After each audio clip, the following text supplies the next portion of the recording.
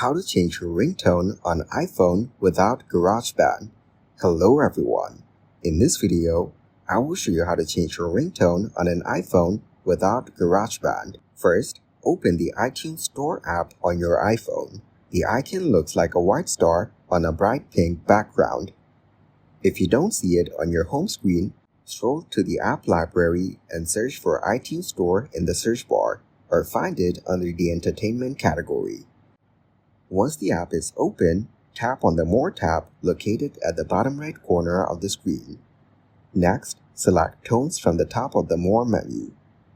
You can browse through various categories of ringtones or use the search feature at the bottom of the screen to find a specific song or artist. When you find a ringtone you like, tap on its thumbnail to listen to a preview. You can also tap the name of the ringtone to see more details. To purchase the ringtone, tap on the price displayed in the blue box next to its name. A menu will appear with options to set the ringtone as your default, set it as your text tone, or assign it to a contact. If you're not ready to set it up immediately, you can simply tap Done to complete the purchase without setting it.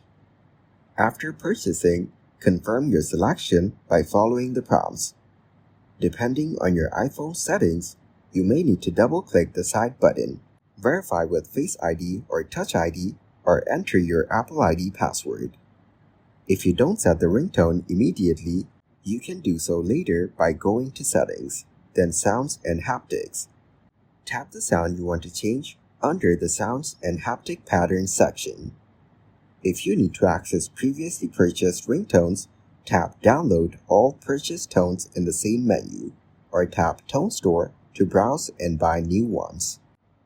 Thank you guys for watching this video. Hope you got some value. Make sure to like the video and subscribe to the channel to get notified of new videos. See you in the next one.